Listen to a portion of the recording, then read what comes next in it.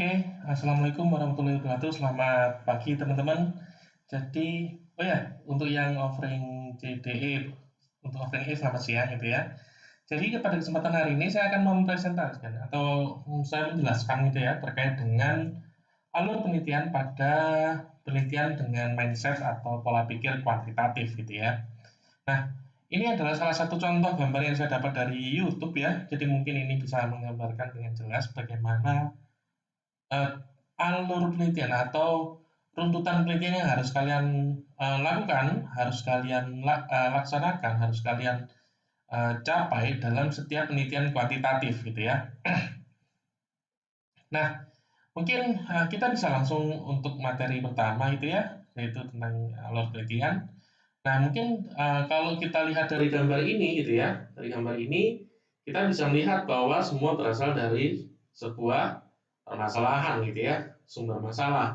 Nah, di sini ada dua, ada empiris, ada teoritis. Jadi kalau empiris itu temuan lapangan, kalau teoritis ini berdasarkan teori yang sudah ada sebelumnya. Nah, akhirnya yang terjadi adalah menyusun sebuah rumusan masalah atau menyusun, membahasakan, mengkonstrukkan gitu ya, permasalahan tadi menjadi sebuah istilah yang lebih ilmiah atau bisa uh, memenuhi kaidah-kaidah keilmuan yang sebelumnya sudah pernah kita bahas gitu ya. Nah, setelah kita membuat rumusan masalah gitu ya, kita akan menghadapi dua cabang gitu ya. Tapi dua-duanya ini harus berjalan teman-teman. Yaitu ya kalian harus membaca atau mencari konsep teori gitu ya yang relevan. Nah, ini membaca ini jelas ya. Membaca kan sudah ada nih dari textbook, dari dari tulisan. Nah, sebenarnya ini bisa jadi tumpang tindih dengan istilah di bawahnya yaitu hasil penemuan yang relevan. Nah, konsep atau teori yang relevan itu bisa juga didapat dari temuan-temuan penelitian teman-teman. Jadi kalau teman-teman mau nyari teori lebih gampang itu sebenarnya cari di introduction. Jadi sebenarnya kalau teman-teman lihat di sebuah jurnal gitu ya, itu selalu ada kaidah IMRAP gitu ya. Itu adalah introduction, method, result, and discussion. Jadi IMRAP. Nah, di bagian introduction biasanya ini juga ada beberapa kayak istilah-istilah teoretis atau apa teori-teori yang digunakan dalam penelitian tersebut. Nah, dari situ kalian bisa men-trace back atau mencari kembali, menggunakan jalur terbalik gitu ya, menelusuri dari mana jurnal-jurnal atau buku-buku yang dibaca oleh si penulis. Nah, itu kamu akan merujuk ke teori yang sama pada akhirnya. Nah, ketika kalian sudah menemukan penelitian yang relevan gitu ya, selain penelitian sebenarnya ada juga namanya itu meta analisis atau annual review teman-teman. Jadi kalau teman-teman pengen penasaran mencari tahu alur berpikir, apa yang mempengaruhi, apa yang dipengaruhi oleh sebuah variabel gitu ya. Silakan teman-teman cari misalkan annual review of identity atau annual review of social identity gitu ya, identitas sosial. Nah, itu teman-teman akan menemukan. Nah, setelah kalian mendapat uh, teori yang relevan, jurnal-jurnal yang sesuai gitu ya. Nah, dalam sebuah penelitian teman-teman harus setidaknya itu punya 3 jurnal, teman-teman. Empat ini harusnya. Pertama itu adalah jurnal acuan. Jadi sebenarnya gini, teman-teman dari di S1 itu sebenarnya tidak dituntut untuk melakukan penelitian yang sangat kompleks gitu ya, membuat konstruk item sendiri itu sebenarnya enggak. Teman-teman bisa melakukan replikasi. Replikasi adalah mengulang kembali. Nah, ini replikasi biasanya sangat erat kaitannya dengan sumber masalahnya sifatnya teoritis ya teman-teman. Jadi replikasi itu adalah melakukan penelitian ulang dengan variabel yang sama dari sebuah jurnal. Terus kalian lakukan di Indonesia atau kalian lakukan di sini kalau itu misalkan dari luar negeri gitu ya. Nah, itu adalah contoh dari tuntutan S1 itu bisa meneliti. Maka replikasi penelitian adalah sesuatu yang jelas sangat diperbolehkan gitu ya. Terus kemudian untuk S2 itu teman-teman harus mencari celah, mencari kebaruan gitu ya. Itu tuntutan S2. Sedangkan tuntutan S3 harus menciptakan sebuah teoretik atau bangunan teori baru gitu ya.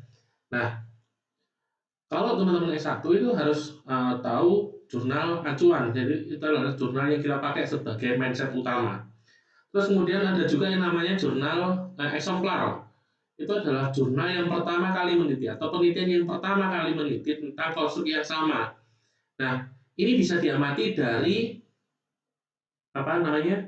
Ini bisa diamati dari eh, apa ini namanya? Aku agak lupa. Oh, dari daftar pustaka yang paling tua yang relevan dengan penelitian itu, gitu ya. Biasanya di jurnal juga disebutkan bahwa uh, apa this research was for the first time held by siapa gitu ya. Jadi dilakukan oleh siapa itu akan kelihatan banget kalau itu adalah jurnal eksemplar, gitu ya. Atau tahun yang paling tua itu biasanya kelihatan banget gitu ya. Terus kemudian udah jurnal acuan, jurnal eksemplar, annual review dan meta analisis. Nah, di sini kalau teman-teman baca cari aja gitu ya di Google Scholar gitu ya. Annual review of apa? Itu akan teman-teman bisa mengamati bagaimana perkembangan sebuah teori itu dibangun. Mulai dari pertama kali siapa tokohnya, bagaimana hasilnya, faktor-faktor apa saja atau yang mempengaruhi uh, dia terdiri atas faktor atau dimensi apa gitu ya. Terus kemudian dia mempengaruhi apa itu kelihatan banget kalau di annual review gitu ya ataupun meta analisis. Nah, jadi meta analisis atau annual review itu sebenarnya lebih ke arah apa ya rangkuman dari penelitian-penelitian yang sejenis. Kalau untuk meta analisis, tapi kalau annual review itu biasanya ulasan seseorang tentang perkembangan sebuah teori gitu ya. Nah itu udah berapa? Udah 3 ya.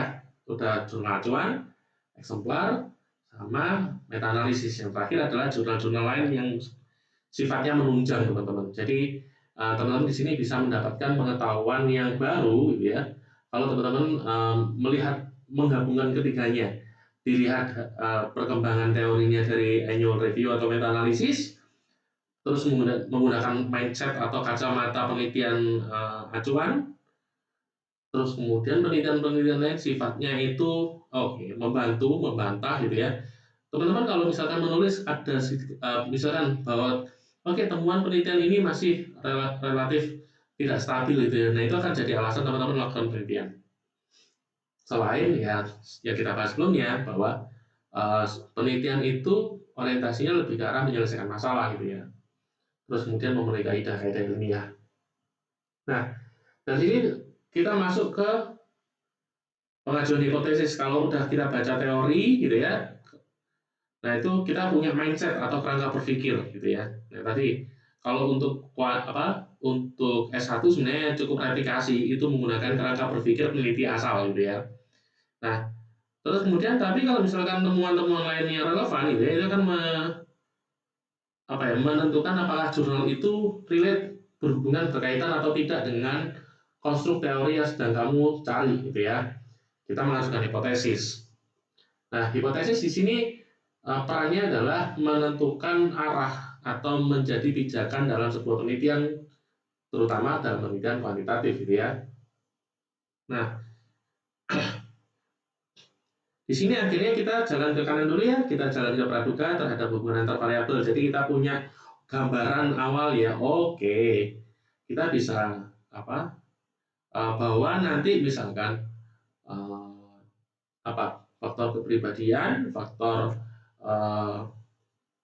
pimpinan misalkan berpengaruh terhadap relasi kerja atau misalkan kemenarikan itu dipengaruhi oleh kulit wajah atau warna kulit yang cerah gitu ya.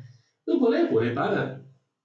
Kenapa sih putih selalu bersih gitu ya, identik dengan seperti itu. Bahkan di US ada namanya Black Doll Experiment ini, teman-teman silahkan cari. Nah, kalian sudah punya arah, kalian sudah punya dugaan gitu ya.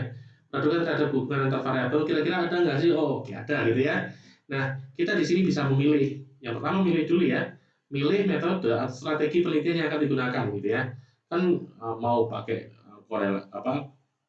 kuantitatif yang sifatnya korelasional, regresi, ataupun bahkan sampai eksperimen gitu ya.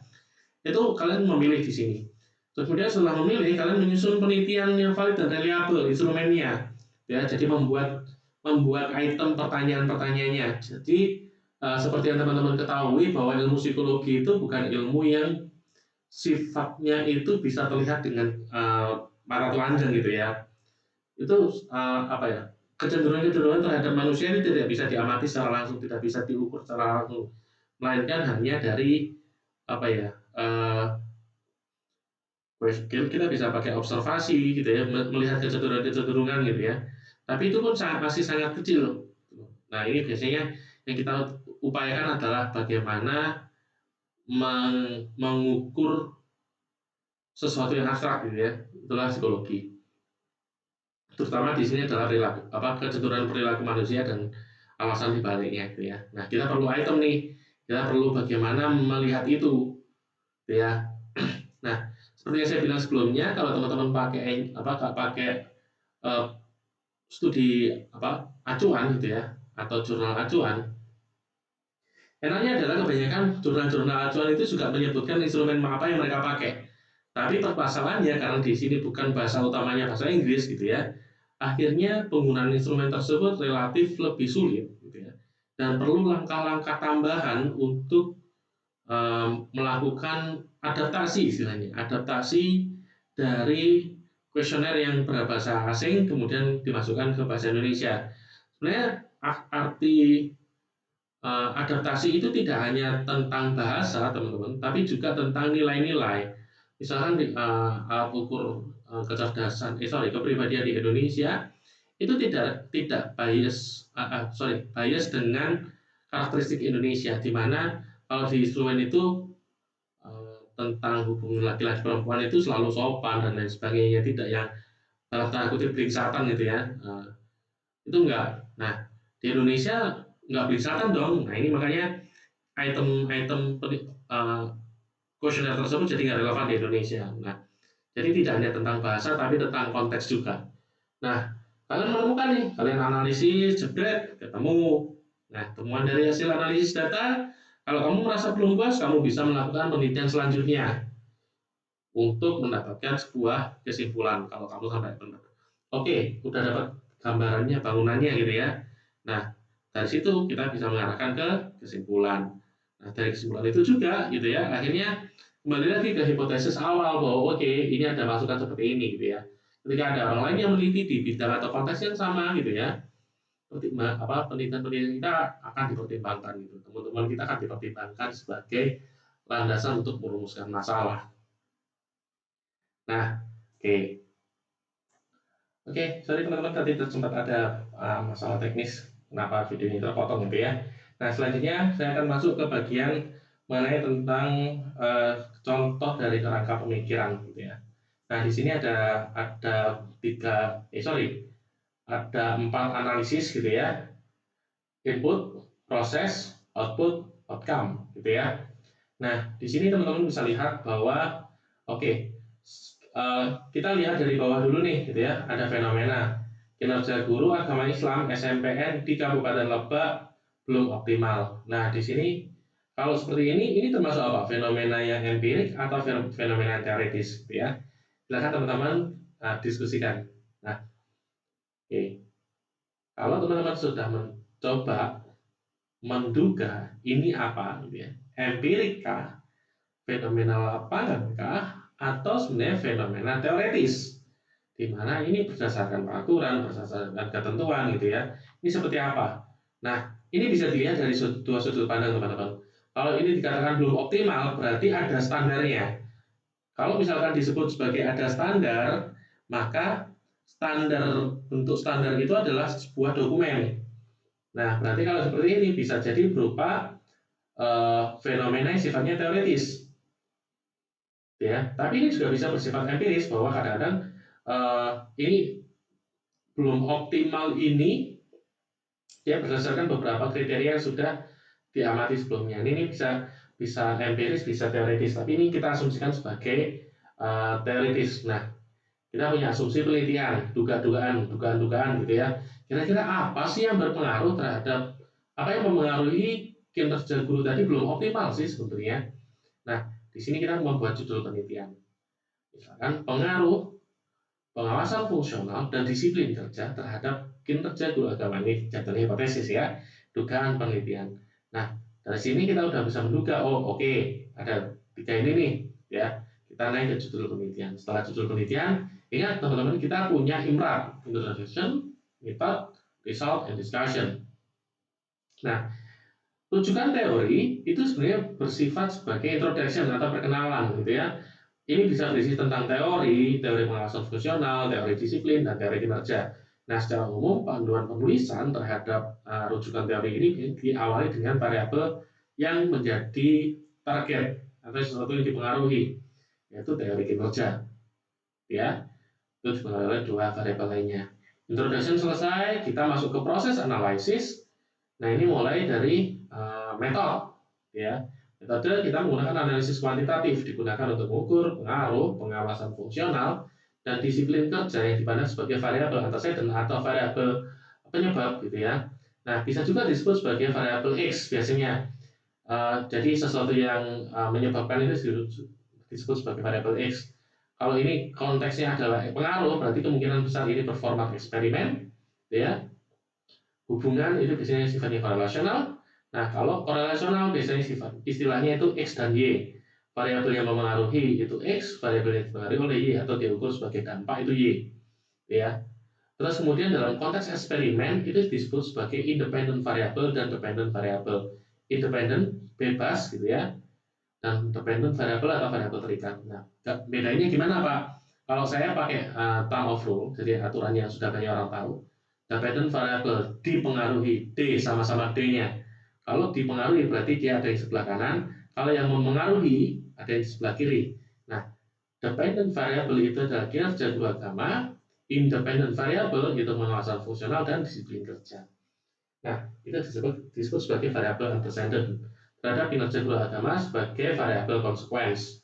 Nah, dalam pandangan ini dilakukan pengukuran pengaruh dan pengujian hipotesis. Nah, hipotesis udah dapat, diuji, jebret, keluarlah output. Introduction sudah, metode sudah, output ngomongin result gitu ya, atau hasil. Kesimpulan dan sarannya seperti apa yang didapat dari pembahasan hasil penelitian.